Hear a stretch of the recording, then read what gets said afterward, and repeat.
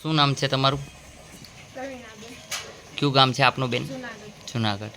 કેટલા સમયથી પરેશાન હતા? 15-17 વર્ષ. 15-17 વર્ષ થયા. સાયન્ટિકાનો પ્રોબ્લેમ હતો ને? શું હતો? બસ આ એને નસ દબાય એને સાયન્ટિકા કહેવાય. શું કહેવાય? સાયન્ટિકા. તો અત્યારે આપને કેવું લાગે છે? અત્યારે સારું છે. સારું છે. તો મેં તમને કીધું કે મેં તમને કાપકૂટ કે કાંઈ કર્યું નથી કે કોઈ ઇન્જેક્શન એ માર્યા નથી.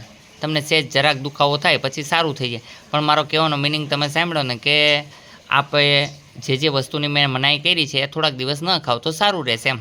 બરાબર છે? પાકું? તો આપનું નામ શું નામ છે? હે? કવિતાબેન. કવિતાબેન. આપને કેમ છે અત્યારે? જે પગ દુખતા હતા એ એકદમ ફ્રેશ થઈ ગયા? બરાબર છે. માથાના દુખાવામાં કેમ છે? કેટલી વાર લાગી? 5 મિનિટની અંદર સારા થઈ ગયા? બરાબર છે. નિયમનું પાલન કરવાનું છે. આપણે પણ ગેસની તકલીફને કારણે જ માથાનો દુખાવો થાય. મનુષ્યને જે કોઈને તકલીફ હોય છે તે ગેસની વધારે પડતી હોય છે. મુખ્ય કારણ છે રોગનું વાત, પિત્ત અને કફ. તો વાતની અંદર એવું છે કે વાનો રોગ એવો છે કે 84 પ્રકારનો વા છે અનેક જગ્યાએ નસોમાં ભરાતો હોય છે, જેને કારણે ગઠિયો વા થાય, જેને સંધિવા કહેવામાં આવે છે, અનેક રૂપ દેવામાં આવે છે અને તે રોગને કારણે જ આપણે પરેશાન થતા હોય છે. જેમ કે પેટની અંદર કબજિયાત રહી જાય તો એ આંતરડામાં ફસાય અને જેને કારણે ત્યાં જીવજંતુ થાય અને આપણને ભયંકર રોગ થાય. કફ જમા થાય તો પણ આપણે હેરાન થાય છે. એમ આ વસ્તુ બધી દૂર થાય તો કાંઈ વાંધો રહીએ નહીં. એટલે ચોકસાઈ રાખવી, ખાવામાં ધ્યાન રાખવાનું, જે પ્રમાણે અહીં નિયમનું પાલન કરીએ એ પ્રમાણે કરશો તો બીમારી હંમેશા માટે જતી રહેશે. મારું ઉદ્દેશ્ય એક જ હોય છે, મનુષ્યની સેવા કરવી અને હાજા કરવા. શું નામ છે આપનું? કયું ગામ છે વિઠ્ઠલભાઈ? આપને અહીંનું કામ કેવું લાગ્યું?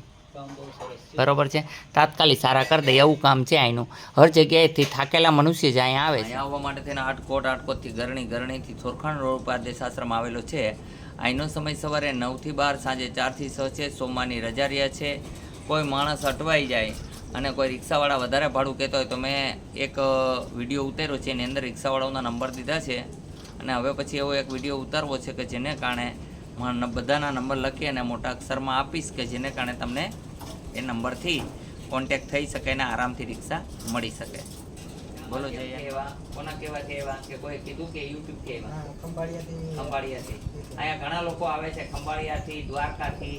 જે લોકો ન સાજા થતા હોય એ લોકો બધા અહીંયા આવે છે. હરેક ડોક્ટર ફરીને અહીંયા આવે સાજા થઈને વયા જાય છે. અહીંનું કામ આવું છે. તો તમને કેવું લાગ્યું? સરસ લાગ્યું.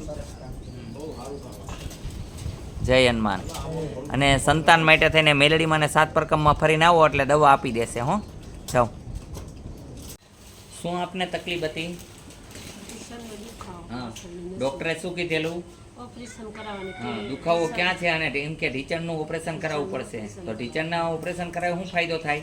તમને જે સ્નાયુનો પ્રોબ્લેમ છે, હા, અને ઢીચણ આગળ છે તો એનો દુખાવાથી ફાયદો થાય? નો ફાયદો થાય. તો અહીંયા આવ્યા, તમને 2 વાર મારા મોબાઈલમાં વિડીયો જોયા, કોઈક લોકોએ તમને મોકલા, તો તમને કોઈ શું કીધું આની વિશે? ઓપરેશન ના કરવું પડે ને ત્યાં જાઓ મટી તો અહીંયા આવ્યા તો અત્યારે આપને કેવું લાગ્યું? અત્યારે તમને સારું લાગ્યું. તમને પથરીનો દુખાવો કેટલા ટાઈમથી હતો? મને તો 25 વર્ષથી છે બાપુ. અત્યારે કેમ છે તમને? અત્યારે તમે આ પ્રોસેસ કરી એમાં મને તાત્કાલિક સારું હોય, તાત્કાલિક કારણ કે ખોડિયારમાંની એવી કૃપા છે. પથરી હું નથી મટાડતો, ખોડિયારમાં મટાડે છે. અને એનો ચમત્કાર એવો છે કે એનું પાણી પીવાથી જ ખોડિયારમાંનું પાણી અમે દઈએ છીએ, એનાથી જ પથરી જતી રહે છે. દવા તો દઈએ જ છે પણ ખોડિયારમાંના પાણીથી જ પથરી જતી રહે છે. તમે જોજો નેટની અંદર વિડીયો કે ક્યાં ગામના આવ્યા હતા? રાપરના ઓપરેશન કરાવવાનું હતું ને ઓપરેશન ન આવ્યું એને, અને અહીંથી પથરી ગાયબ થઈ ગઈ. એટલે કોર્સ કરવો પડે કઈ પ્રમાણે, એટલે પથરી ગાયબ થઈ જાય. હો ને? તો આનું કામ આપને કેવું લાગ્યું? સરસ લાગ્યું. લઈ લો દવા. બોલો જય હનુમાન.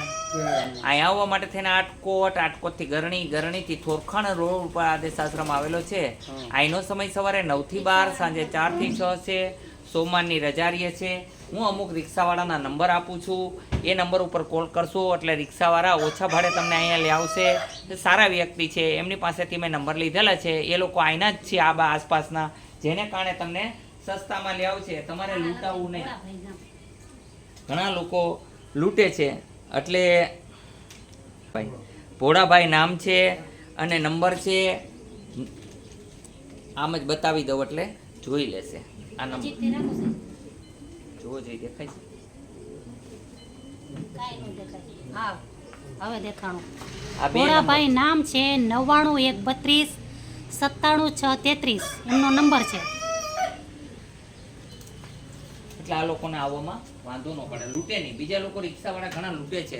અજાણ્યા માણસ આવે ને તો એને કે બહુ વાર લાગશે ને આમ છે ને પૂછડું ઢીકડું કરીને 500 રૂપિયા ભાડું કે શું કે 500-700 રૂપિયા ભાડું. એટલે અજાણ્યા માણસ શું કરે, એક તો કોઈ પાસે ગરીબ માણસ આવ્યો હોય તેની પાસે પૈસા પૂરતા ભાડા નહીં હોય ને આ લોકો લૂંટી લે શું કરવાનું.